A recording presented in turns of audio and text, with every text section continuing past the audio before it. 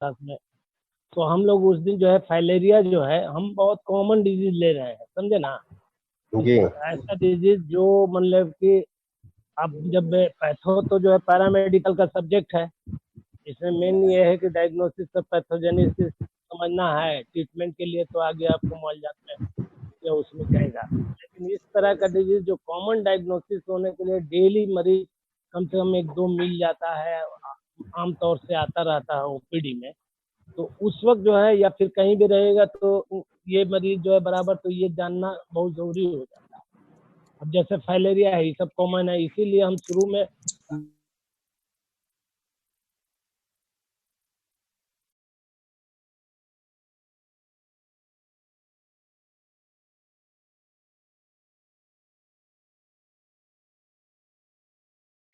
लोग सभी जो है जानते हैं मलेरिया, आमतौर से यही समझता है कि मलेरिया जो है एक तरह का बुखार है, ठंडा देकर बुखार हुआ, इसको हम लोग मलेरिया जो है एक प्रोविजनली जो है मान लेते हैं।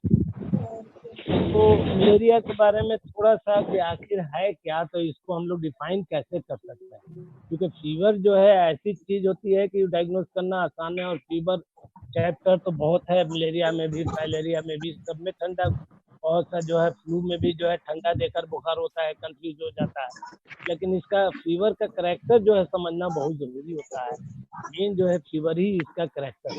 तो थोड़ा सा इसको हम लोग इस तरह से डिफाइन कर सकते हैं कि मलेरिया एक तरह का प्रोटोजोअल इन्फेक्शन है, पैरासाइटिक कहिए, प्रोटोजोअल इन्फेक्शन है जो मच्छर के काटने से फैलता है। और में जामिया भी उससे जो है निस्बत किया गया है कि गंदे पानी में जो है नहीं ये करना। तो इसको सबसे पहले जो है हिप्पोक्रेट रिकॉग्नाइज मलेरिया फीवर के हैसियत से 5th सेंचुरी में कर चुके हैं। कोई नई मर्ज नहीं है, लेकिन चूंकि नए तरीके से उसका कीड़ा और ये सब ये करना है, तो हिप्पोक्रेट ही के जमाने से ये फीवर 5th सेंचुरी में आ गया। लेकिन बाद में लेवरन एक साइंटिस्ट था जो मलेरिया पैरासाइट को जो है डिस्कवर किया। बाद में डिस्कवर तो किया मलेरिया पैरासाइट, लेकिन किस तरीके से ये जो है माइग्रेट करता है आदमी के अंदर, किस तरीके से ट्रांसमिट करता है, इसका कोई क्लियर कंसेप्ट नहीं था। बाद में मैनसन जो है 94 में जो है 1894 में ये कंसेप्ट क्लियर किया कि ये मलेरिया पैरासाइट तो होता है, लेकिन ये जो है ट्रांसमिट जो करता है मस्कीटो के जरिए करता है। लेकिन उस वक्त भी कंसेप्ट क्लियर नहीं था कि mosquito man to man bite करके पहुंचाता है। उसका कंसेप्ट ये था कि मस्कीटो के जरिए तो होता है, लेकिन बाई वाटर जो है ये जो है एक दूसरे को पहुंचता है। लेकिन इसका क्लियर कंसेप्ट, ये थोड़ा सा हम एक बैकग्राउंड जो है हिस्ट्री बैकग्राउंड दे रहे हैं, हो सकता है आप लोगों को पसंद नहीं आए, लेकिन थोड़ा बहुत जान लेना चाहिए। बाद में जो है रोनाल्ड रोज, असल जो है रोनाल्ड रोज साइंटिस्ट था 1895 में, ये क्लियर कंसेप्ट दिया कि मलेरिया पैरासाइट की वजह से तो होता है, लेकिन ट्रांसमिशन रूट जो है मलेरिया एनोफिलीज मस्कीटो के काटने से होता है। इस तरीके से क्लियर हुआ कि जो है रोनाल्ड रोज ही इस चीज को क्लियर किया कि ये एक तरह का जो है प्रोटोजोअल इन्फेक्शन है जो मस्कीटो के काटने से फैलता है, एक दूसरे तक ट्रांसमिशन। तो इस तरह से हम लोग जो है अगर ये करना हो तो मलेरिया फीवर को हम लोग जो है, और सब बीमारी तो बहुत सारा सिम्टम होता है, बहुत सारे को लेकर चलता है, लेकिन मलेरिया में बगैर फीवर माइनस फीवर कीजिएगा तो कोई मलेरिया हो ही नहीं सकता, इसलिए मलेरियल फीवर ही इसका नाम दिया। तो इसका तो इसका कॉज क्या है, हम लोग अब जो है इसके असबाब में क्या वो करेंगे। असबाब क्या होगा इसका, मलेरिया पैरासाइट खासतौर से प्लाज्मोडियम उसका स्पीसीज, ये 4 तरह का इसका सब स्पीसीज है जो आदमी के अंदर मर्ज का बायस बनता है। ये 4 कौन कौन से हैं, प्लाज्मोडियम फाल्सीपेरम, नहीं दे रहा है ना, हेलो। जी सर। जी जी सर, आवाज आ ठीक है, रही तो ये मलेरिया पैरासाइट प्लाज्मोडियम की वजह से होता है। इसके 4 स्पीसीज हैं जो आदमी के अंदर बीमारी के बायस बनते हैं। इसमें एक पहला जो है प्लाज्मोडियम फाल्सीपेरम, दूसरा प्लाज्मोडियम वाइवेक्स, तीसरा प्लाज्मोडियम मलेरियाई और चौथा प्लाज्मोडियम ओवेल। इसमें 2 स्पीसीज प्लाज्मोडियम फाल्सीपेरम और प्लाज्मोडियम वाइवेक्स ये ज्यादा वाइड स्प्रेड जो है फैलता है, ये ज्यादा कॉमन है। इसमें भी सबसे ज्यादा खतरनाक जो होता है, जो काउज ऑफ डेथ मलेरिया की वजह से होता है, ये फाल्सीपेरम की वजह से। तो ये 4 जो है इसके स्पीसीज है। तो इसमें असबाब में हम लोग सीधे कह सकते हैं कि मलेरिया पैरासाइट प्लाज्मोडियम इसके असबाब है, जिसमें ये 4 स्पीसीज, 4 अलग अलग स्पीसीज से इसके करेक्टर में भी थोड़ा सा फर्क पड़ जाता है। जो स्पीसीज से होता है थोड़ा सा फीवर के करेक्टर में और कॉम्प्लिकेशन में भी फर्क आता है। अब वजह तो हो गई ट्रांसमिटेड बाई, बता ही दिया। ट्रांसमिशन कैसे होगा? मस्कीटो बाइट से। मस्कीटो बाइट एनोफिलिस क्या है कि ये एक वेक्टर बीच में है, एक आदमी और कीड़े के बीच का एक जो है रास्ता हमार करता है। ये मस्कीटो किसी ये क्या नाम है, इन्फेक्टेड पर्सन जिसको मलेरिया है उसको जब काटता है तो ये ग़िज़ा के तौर पर खून अपने अंदर लेता है और फिर यही मच्छर किसी हेल्दी पर्सन को काटता है तो ये कैपिलरीज के जरिए खून के अंदर ये कीड़ा छोड़ देता है। इस तरीके से एक दूसरे से आदमी से जो होता रहता है। इसका जो कीड़ा फाल्सीपेरम है ये डबल होस्ट में होता है। आमतौर से देखिएगा कि ट्रांसमिशन अभी जो है देख रहे हैं कि ट्रांसमिशन इसका चल रहा है कोविड-19 का। इसमें क्या है कि ड्रॉपलेट इन्फेक्शन होता है। रूट क्या हो रहा है कि कोई ऐसा चीज नहीं है जो किसी के काटने से ये होता है, बल्कि डायरेक्ट जो है आदमी से आदमी के अंदर इन्फेक्शन बाई एयर जो है बाई माउथ चला जा रहा है। लेकिन इसके अंदर ऐसा नहीं होता है।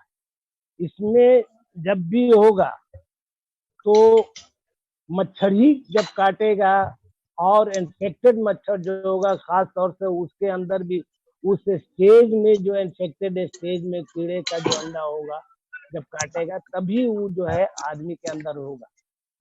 तो इस तरीके से ट्रांसमिशन मैन टू मैन जो है के बीच जो है ये मस्कीटो जो है मच्छर जो है एक रास्ता हमार करता है और एक दूसरे से फैलता रहता है। अब ये है कि मच्छर काट देता है, इन्फेक्टेड मच्छर आदमी के अंदर काट दिया, तो ये देखना है कि कितने दिनों के अंदर इसका जो है ये क्या नाम है साइन सिम्टम जाहिर होता है। तो ये साइन सिम्टम इंक्यूबेशन पीरियड क्या है? फर्स्ट इन्फेक्शन मतलब ये है कि मच्छर काट दिया, इन्फेक्टेड मच्छर किसी आदमी के अंदर छोड़ दिया कीड़ा। अब ये कीड़ा अपनी लाइफ परवरिश पाता है। लाइफ परवरिश पाने के बाद फिर जो है आदमी के अंदर ही जो है लाइफ साइकिल पूरी होती है और फिर इन्फेक्टेड जब हो जाता है तब जो है ये जिस पार्ट में, जिस आजा में या जिस सेल के अंदर ये इरिटेशन ये रहकर जो है ना नुकसान पहुंचाता है उससे कंसर्निंग जो है साइन सिम्टम जाहिर होते हैं। तो इसका इंक्यूबेशन पीरियड जो है 2 हफ्ता जो है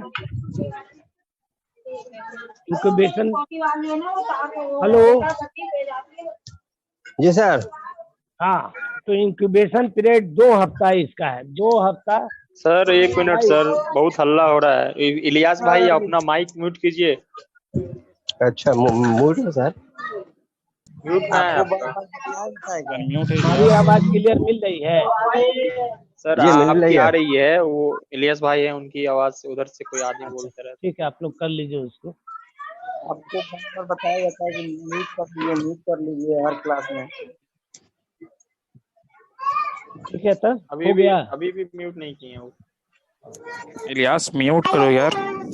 चलो म्यूट कर रहा हूँ बॉस। एक बार कितना बार समझाना पड़ता है। कोई बात नहीं। मरना है, बात नहीं समझ पाते। आवाज मिल सही रही बोल रहे हो। है, आवाज मिल रही है।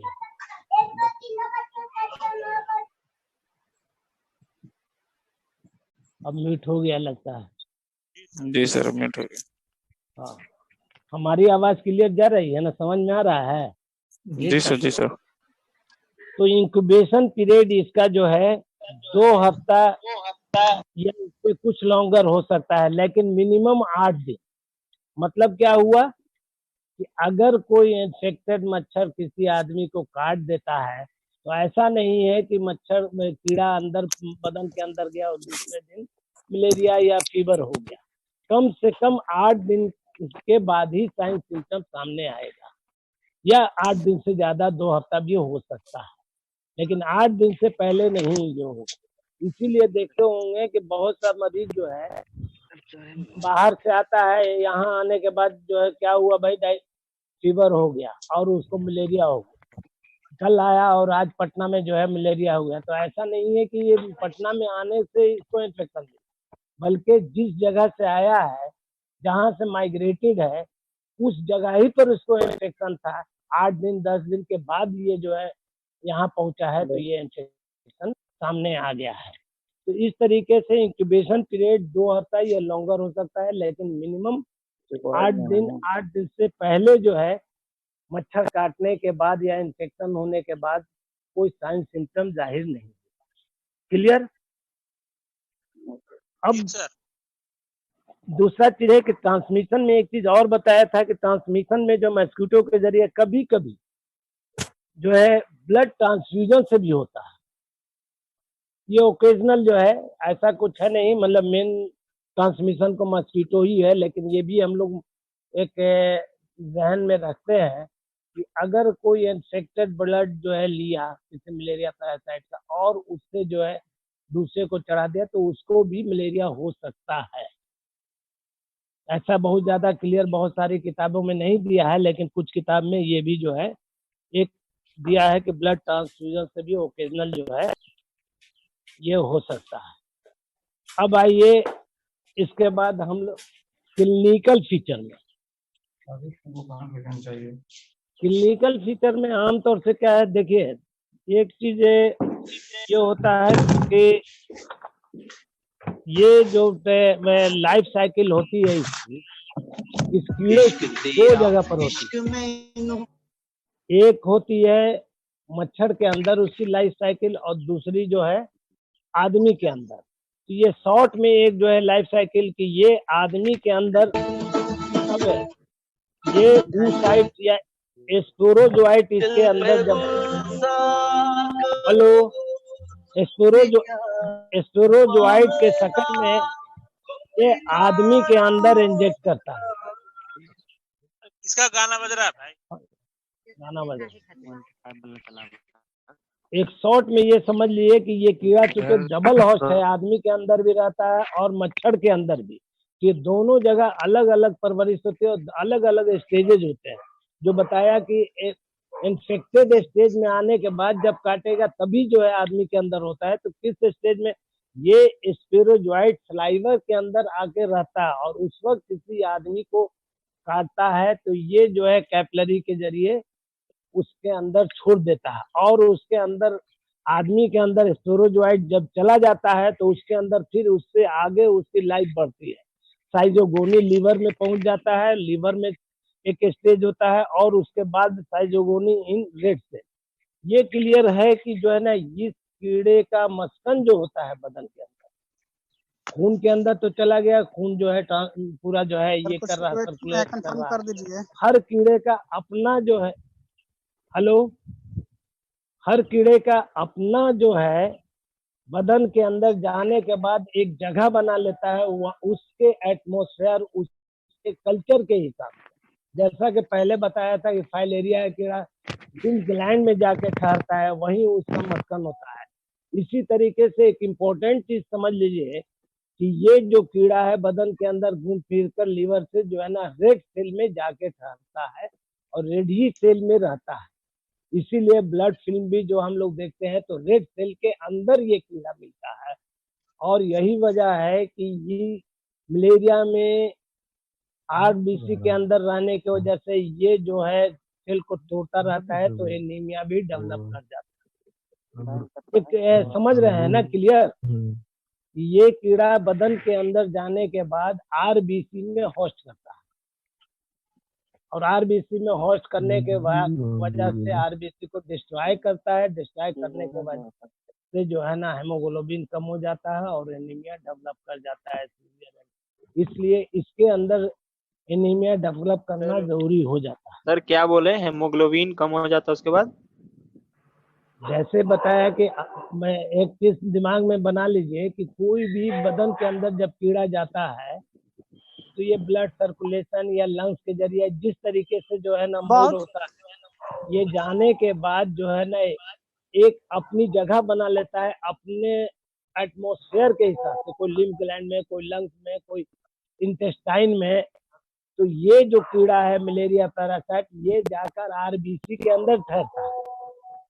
आरबीसी जब डिस्ट्रॉय करता है तो क्या है, आरबीसी के अंदर हेमोग्लोबिन भी है, हेमोग्लोबिन भी बर्बाद हुआ, जिसके वजह से एनीमिया हो जाता है। शॉर्ट में ये कि ये जो है कीड़ा जाके इसका बदन के अंदर जो रहने की जगह होती है आरबीसी में ही होती है। इसीलिए जो भी जब दवा भी हम लोग देते हैं तब भी कोई ना कोई आयरन जो है दवा जरूर देते हैं हेमोग्लोबिन के लिए। इसलिए कि जब दवा देते हैं तो ये जाके आरबीसी में कीड़ा आरबीसी को किल करे, आरबीसी को तो किल और भी आरबीसी बर्बाद होगा, जिसकी वजह से एनीमिया हो जाता है। तो ये एक शॉर्ट में जो है बताया कि ये स्टेज में जाता है। अब क्लिनिकल फीचर में आइए। रिजवान भाई म्यूट कीजिए ना। क्लिनिकल फीचर में या साइन सिम्टम, सबसे इम्पोर्टेंट इसका फीवर है। बुखार जैसा कि बताया कि माइनस फीवर मलेरिया कह ही नहीं सकते। बहुत सारी बीमारी में फीवर भी एक सिम्टम होता है। जैसे पहले रेसिसी बताया था, फीवर अर्ली स्टेज में होता है, लेकिन जो सेकेंड या एडवांस स्टेज में जो है फीवर नहीं होता है, सिर्फ जो है ओडिमा और ये सब रह जाता है, तो भी हम लोग उसको कहते हैं। लेकिन इसके अंदर बगैर फीवर के, और फीवर ही इसका डायग्नोस्टिक करेक्टर को सबसे पहले रहता है, और उसी करेक्टर पर ये डायग्नोसिस भी होता है। क्योंकि फीवर में तो काला जार है, टाइफाइड है, फ्लू है, ब्लैक वाटर है, बहुत सारा जो है। फीवर एक ऐसा चैप्टर है जिसको डायग्नोस करना आसान नहीं है। उस फीवर के करेक्टर के हिसाब ही से आप डायग्नोस कर सकते हैं कि ये किसमें हो सकता है, और फिर सेकंड लाइन पर हम लोग जो है डायग्नोसिस का जो है दूसरा पैरामीटर हम लोग ये कर सकते हैं। तो मलेरिया में सबसे इम्पोर्टेंट जो डायग्नोसिस का पैरामीटर है ये फीवर है। तो फीवर तो होता है, लेकिन उसके पहले जो पेशेंट जो आता है फीवर में, इस फीवर का खास करेक्टर है जो दूसरे बुखारों में नहीं मिलता। और सब में बुखार जो है हाई हुआ फिर कम हो गया, लेकिन इसका खास स्टेज है। इसको 3 स्टेज में हम लोग बांट के चलते हैं, जो दूसरे किसी अदर फीवर बुखार के दूसरा जो मर्ज है उसमें इस तरह का करेक्टर नहीं मिलता है। तो इसमें जो है ना बुखार को ही हम लोग सबसे ज्यादा अहमियत, और इसके स्टेजेस, तो इनमें 3 स्टेज होता है। पहला स्टेज को होता है कोल्ड स्टेज। कोल्ड स्टेज में क्या होता है कि मरीज को देखते होंगे कि मरीज जो है बहुत ज्यादा सीवरिंग होता है, उसको बहुत ज्यादा ठंडा, इतना ज्यादा ठंडा लगता है, उसको 2-2, 3-3 कंबल की जरूरत होती है। तो ये सीवरिंग स्टेज जो होता है, ये स्टेज बुखार चढ़ने का होता है। अभी बुखार हुआ नहीं है। अगर थर्मामीटर से अंदर में देखिएगा तो टेम्परेचर बढ़ा हुआ मिलेगा, लेकिन उसका स्किन जब बाहर में टच करके देखेगा तो कूल होगा और मरीज को ठंडा मालूम होता है। इसीलिए इस स्टेज को हम लोग कोल्ड स्टेज जो है कहते हैं। क्यों कहते हैं कोल्ड स्टेज? ठंडा लग रहा है, और दूसरी चीज है कि टेम्परेचर बढ़ा हुआ है लेकिन स्किन इसका जो है ठंडा रहता है, तो ये कोल्ड स्टेज कहलाता है। इसमें इतना ज्यादा ठंडा ठंडक महसूस होता है कि जो है ना एक एक कंबल, दो दो कंबल की जरूरत पड़ती है। ऐसे आमतौर से दिमाग में ये भी रखिए कि जब हाई फीवर होता है, तो कोई भी हाई फीवर होता है तो ठंडा होता है, लेकिन इसका कैरेक्टर कुछ अलग है। अब जब कोल्ड स्टेज होता है, ठंडा लगता है, तो कंबल उम्बल कुछ ओढ़ने की ख्वाहिश होती है, बहुत ज्यादा ठंडा। अब उसके बाद मरीज को थोड़ी देर के बाद गर्मी, हॉट स्टेज होता है। उस हालत में क्या होता है कि टेम्परेचर 104 से 7 तक जो है चला जाता है, मरीज को गर्मी महसूस होने लगती है, स्किन जो है गर्म हो जाता है। अब उस हालत में जो है ना स्किन भी जो है टेम्परेचर फुला जाता है। उसके बाद जो है टेम्परेचर 100 हाइट पर चला जाता है। तो जब हाइट पर जितना मैक्सिमम होना होता है 103, 4, 5, ये अपनी जगह बना लेता है, फीवर हो जाता है। उस हालत में जब फीवर 103, 4 होता है तो मरीज को ठंडा लगना बंद हो जाता है और उसको गर्मी महसूस होने लगती है। अब गर्मी महसूस होती है तो फिर कंबल वंबल हटाता है, फीवर है, और कुछ देर के बाद, कुछ घंटे के बाद, 2-4 घंटे के बाद खुद ब खुद जो है पसीना होता है, और पसीना होने के बाद पूरा जो बुखार जो है उतर जाता है और मरीज अपने आप में जो है ठीक महसूस करता है, कमजोरी बढ़ जाती है। मतलब ये कि फीवर का इसका खास एक करैक्टर है, जो 3 से स्टेज में खुद ब खुद बढ़ता भी है, ठंडा भी, और खुद ब खुद ही उतरता है। वरना और दूसरे जो है बुखार में क्या होता है कि हम लोग पैरासीटामोल जब या कोई भी एंटीबायोटिक दवा जब देते हैं तो बुखार उतरता है, तो पसीना होता है, लेकिन इसके अंदर किसी दवा की जरूरत नहीं पड़ रही है। खुद ब खुद जो है ठंडा लगा, फिर जो है टेम्परेचर बढ़ता और खुद फीवर जो है ना पसीना होकर उतर जाता है।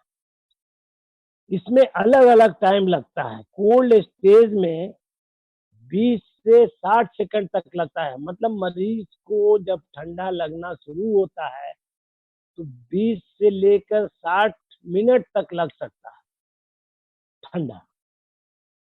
जब ठंडा का स्टेज खत्म हो गया, हॉट स्टेज आता है, गर्मी लगने लगती है, तो ये स्टेज 3 से 8 घंटे तक रह सकता है। मतलब ये है कि फीवर जो है फुल हो जाने के बाद 3 घंटे तक जो है, 3 घंटे से 8 घंटे तक फीवर रह सकता है, और उसके बाद खुद ब खुद पसीना अपने आप चलने लगता है। पसीना होने के बाद फीवर उतर जाता है, और फीवर उतरने के साथ ही उसकी दूसरी तकलीफ जो होती है, जो आम तौर से हेलो नहीं नहीं आ रहा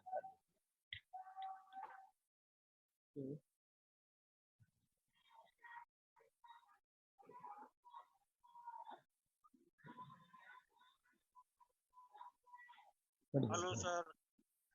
हाँ हेलो, बंद हो गया था क्या? नहीं सर। हेलो, आ रही थी। नहीं सर, हाँ यहाँ बंद हो गया था। समझ में आ रहा है ना? जी सर। जी सर। हाँ हाँ, तो ये फीवर ही पर सबसे ज्यादा मलेरिया में कंसंट्रेशन देना है कि अगर फीवर ठंडा दे कर ये हो रहा है तो ये 20 से 60 सेकंड तक जो है ठंडा रहेगा। उसके बाद जब हॉट स्टेज में आ जाएगा, बुखार कंप्लीट हो जाएगा 103, 4, तो ये ड्यूरेशन जो है हमारा 3 से 8 घंटा तक बुखार रहेगा, रहता है। और उस बीच खुद ब खुद मरीज को जो है, पेशेंट को जो है ये पसीना होता है। पसीना होने के साथ उसके बुखार के साथ साथ दूसरी तकलीफ जो आम तौर से बुखार होने पर होता है, बुखार हाई फीवर होता है तो क्या होता है, ये मलेरिया की बात नहीं है, दूसरे फीवर में भी देखिएगा, लेकिन मलेरिया में एक सीवियरिटी होती है। मलेरिया में क्या होता है कि फीवर जब उसके साथ साथ बैक एक सीवियर बैक एक, पीठ में दर्द होता है, सीवियर हेडेक होता है। इस तरीके से जो है ना, जब पसीना उतर गया, उतरने के साथ बुखार उतरता है तो ये हेडेक, बैक एक और दूसरे अलामात जो सामने आ रहे थे बुखार के साथ साथ, ये भी कंप्लीट जो है खत्म हो जाता है। पेशेंट नॉर्मल हो जाता है, लेकिन हाई फीवर के बाद जब फीवर डाउन होता है पसीने से तो डिहाइड्रेट टाइप का कमजोरी महसूस करता है और मरीज खुद ब खुद ठीक होता है। ये एक खास कैरेक्टर है, इस पर ध्यान देने की जरूरत है। इसके साथ साथ क्या होगा क्लिनिकल फीचर में, ये तो इम्पोर्टेंट चीज हो गया स्टेज के हिसाब से फीवर का, लेकिन इसके साथ साथ ये स्पेसिफिक जो है इसका साइन सिम्टम हुआ।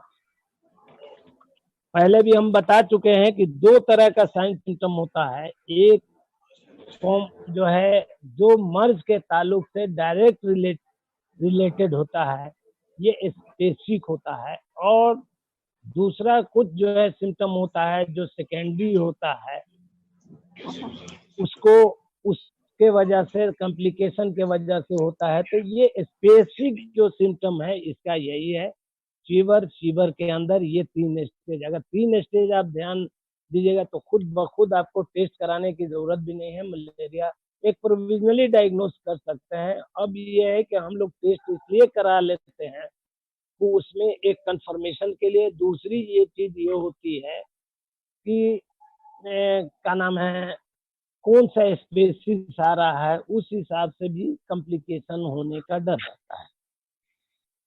तो इसके बाद ये तो हो गया। अब ये है कि फीवर जो है का कैरेक्टर क्या है। फीवर जो है 2-3 स्टेज में फीवर डेली भी आता है। पाल्सीपेरम है जो 4 स्पेसिस बताया कि 4 स्पेसिस अपने आप में कैरेक्टर के हिसाब से फीवर में भी थोड़ा सा फर्क पड़ता है और कॉम्प्लिकेशन में।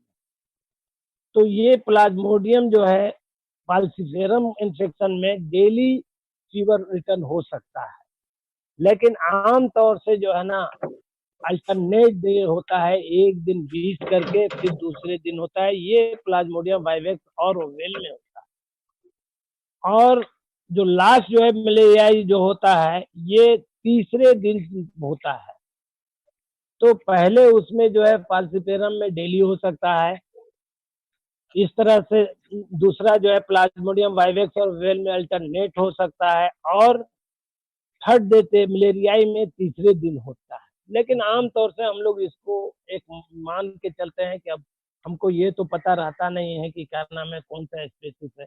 मलेरिया का फीवर का कैरेक्टर दिया कि अपने से बुखार हुआ ठंडा देकर, पसीना अगर होकर हो गया तो उसको मलेरिया के जमने में ले लेते हैं, क्योंकि दूसरे बुखार में इस तरह का कैरेक्टर नहीं होता है इस तरीके का।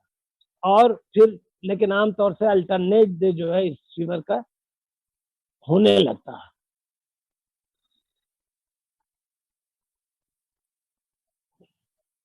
अब इसके अलावा अब हम लोग इसमें क्या देखेंगे, सेकेंडरी में हेडेक, सीवियर हेडेक होगा, सीवियर बैकएक होगा, जो बताया कि फीवर के साथ खुद ब खुद खत्म हो जाता है, लेकिन स्प्लीन जो है इलार्ज मिलेगा। इसके साथ साथ हम लोग प्रकाशन करके और जो है इंस्पेक्शन करेंगे जो है, तो उसमें स्प्लीन देखेंगे तो स्प्लीन इनलार्ज होगा, बढ़ा हुआ मिलता है। लीवर भी इनलार्ज रहता है लेकिन बहुत ज्यादा नहीं। इस तरीके से एनीमिया का तो जब टेस्ट होगा, लेकिन ऐसे फिजिकली भी हम लोग देख के एनीमिया का अंदाजा लगाते हैं कि जो है ना क्या नाम है आईब्रो या नाखून वगैरह देख कर, जीभ देख कर के इसके अंदर जो है एनीमिया हो सकता है। बाद में तो हम लोग टेस्ट करा ही सकते हैं। कभी कभी जो है एनीमिया के वजह से जो है जॉन्डिस भी हो जाता है। जॉन्डिस क्या है, उसमें जो है आपको बिलिरुबिन बढ़ता है, आरबीसी जब टूटता है, टूटने की वजह से बिलिरुबिन सीक्रेट होता है। तो चूंकि आरबीसी हेमोलाइज हो रहा है, पहले बता चुके पैथोलॉजी में, इसका कीड़ा जाके आरबीसी में रहता है और आरबीसी को तोड़ने लगता है, हेमोलाइसिस होता है। हेमोलाइसिस होता है तो जब ज्यादा हेमोलाइसिस होता है तो जॉन्डिस भी हो सकता है। तो इस तरीके से इसमें खास तौर से ये चीज मिलेगा। दूसरी चीज है कि बहुत ज्यादा कॉम्प्लिकेटेड होता है, एल्जिड मलेरिया हो जाता है, सेरेब्रल मलेरिया होता है। ये क्या होता है कि जब तो उसमें जो है डायरिया भी होता है। बहुत से केस में देखा है कि मलेरिया में जो है डायरिया और वोमिटिंग भी होता है। ये उस हालत में होता है जब मलेरिया का कीड़ा जो है अगर इंटेस्टाइन में जो है पहुंच गया तो उसको हम लोग एल्जिड मलेरिया कहते हैं। उसका कॉम्प्लिकेशन में जो है सीवियर डायरिया और ये भी हो सकता है। तो ये इसमें खास तौर से 2-3 चीज फीवरी पर कंसंट्रेशन करना होगा। इसके अलावा हम लोग जो है इसके अलावा हम लोग इसके लिए डायग्नोसिस के लिए क्या करेंगे? डायग्नोसिस के लिए हम लोग जो है सबसे पहले कट जा रहा है। तो डायग्नोसिस में हम लोग सबसे इम्पोर्टेंट चीज अभी देख रहे हैं कि जो है ना ये कोविड-19 वाला ये सब जो चल रहा है मामला, क्या भाई माइग्रेटेड आ रहे हैं, मद्रास से आया और यहाँ जो है उसको हो गया, उससे जो है एक दूसरे से ये चूंकि डायरेक्ट है इसलिए हो रहा है। इसके अंदर ऐसा नहीं है कि डायरेक्ट कांटेक्ट होगा, बल्कि जब तक मच्छर नहीं काटे। लेकिन अगर पेशेंट आपके पास आता है तो उसका जो है बैक हिस्ट्री जरूर लेना है कि ये मरीज कब से यहाँ था, कितने दिनों से, या फिर किसी ऐसे इन्फेक्टेड एरिया से आया है, कलकत्ता है, मद्रास है। क्योंकि ये बीमारी ट्रॉपिकल डिजीज है, ये ज्यादातर जो है उसी सब एरिया में ज्यादा होता है। कलकत्ता है, मद्रास है, उड़ीसा है, बिहार में भी जो है गंगा उस तरफ जो है जहाँ मच्छर ये रहता है वो मिलता है। तो ये पेशेंट का इम्पोर्टेंट मतलब डायग्नोसिस का पैरामीटर है कि मलेरियल एरिया से तो नहीं आया है। जिस एरिया में मलेरिया ज्यादा होता है उस एरिया से तो ये मरीज नहीं आया। अगर उस एरिया से है तो एक प्रोविजनली हमको पैरामीटर मिल जाता है कि उस एरिया से चूंकि आया है, इस तरह का फीवर है, तो ये मलेरिया हो सकता है। दूसरी चीज है कि इसके लिए डायग्नोसिस के लिए हम लोग फिर जो है ब्लड स्मीयर का, पेरिफेरल ब्लड स्मीयर का टेस्ट कराते हैं। सबसे इम्पोर्टेंट चीज बताया कि माइग्रेटेड, अगर हिस्ट्री में आता है कि वो ऐसी जगह से आ रहा है कि जहाँ मलेरिया पहले से फैला हुआ है या ज्यादा होता है, तो एक मलेरिया का हम लोग ये कर सकते हैं, मैनिफेस्ट बना सकते हैं उसके जो है फीवर के करेक्टर और जो है दूसरे क्लिनिकल फीचर्स के ऊपर। और अगर ये मिल जाता है कि उसी एरिया से और जो है कंफर्मेशन जाते हैं तो बोन मैरो भी जो है पंक्चर करके देख लेते हैं उसके अंदर आरबीसी के अंदर। लेकिन उतना एडवांस उसमें हम लोग नहीं जाते हैं। वो जब एक डिफरेंशियल डायग्नोसिस में दिक्कत होती है कि कालाजार है, चूंकि कालाजार में भी जो है ना स्प्लीन बड़ा होता है, उसमें भी फीवर बार बार होता रहता है, टाइफाइड में भी होता है। तो ये डिफरेंशियल डायग्नोसिस करने के लिए कभी कभी बड़ी परेशानी होती है और दवा चलाने में जो है ना ये होता है। इसलिए अगर आप कंफर्म करना चाहें तो आप जो है इससे भी जो है करा सकते हैं, बोन मैरो से भी इसका ये हो सकता है। इसके अलावा जैसा कि बताया कि चूंकि इसका कीड़ा जो है आरबीसी में होस्ट करता है, इसीलिए हम लोग जो है इसको हम लोग करा लेंगे एक हेमोग्लोबिन का टेस्ट। उससे हमको क्लियर हो जाएगा कि कितना हमारा लॉस हो रहा है। क्योंकि इसके साथ साथ जो है एलएफटी कराते हैं। एलएफटी इसलिए कराते हैं कि इसका कीड़ा लीवर में जाता है और लीवर को भी डैमेज करता है।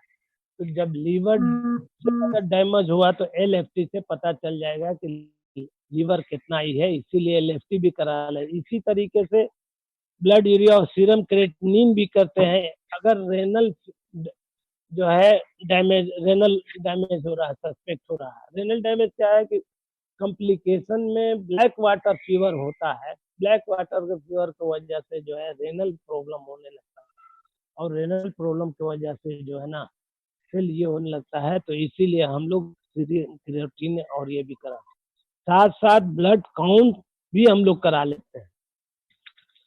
प्लेटलेट काउंट इसलिए कराते हैं कि कहीं कभी जो है ब्लीडिंग होने लगता है। एल्जिड मलेरिया जो होता है, ये मलेरिया का कीड़ा ब्लड स्ट्रीम से किसी तरह जाकर अगर ठहर जाता है आंत में, और आंत में जाने के वजह से वहाँ इरिटेशन पैदा करता है। इरिटेशन पैदा करने से मेलिना होता है, मेलिना में ब्लड जो है रिसने लगता है, जिसके वजह से ब्लड जो है प्लेटलेट जो है कम होने लगता है। इसीलिए प्लेटलेट काउंट भी करा लेंगे कि प्लेटलेट काउंट में कोई फर्क नहीं पड़ता है।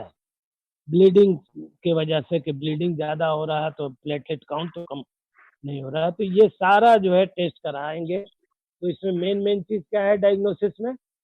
पहली चीज़ है कि उसकी लोकेलिटी पर ध्यान देना है। फीवर तो वही है, फीवर और एस्पिरिन और ये सब तो हम लोग देख ही लेते हैं।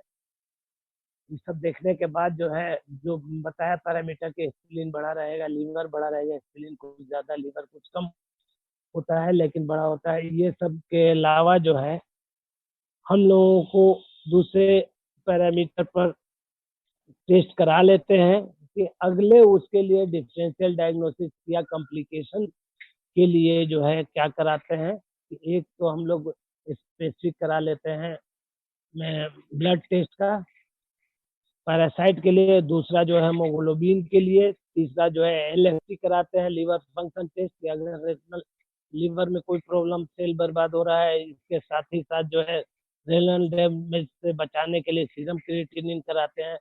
ब्लीडिंग ज़्यादा हो रहा है अगर कहीं से तो जो है ना प्लेटलेट काउंट करा देते हैं। ये सारा भी टेस्ट हम लोग डायग्नोसिस में कराएंगे। ठीक है, टाइम ज़्यादा हो रहा है क्या? हेलो सर वो नोट्स भेज दीजिएगा। जी सर। नोट्स तो नहीं, ऐसे ही कागज पर वो कर लिया था। अच्छा आप फोटो भेजिएगा सर ये ग्रुप में हम लोग।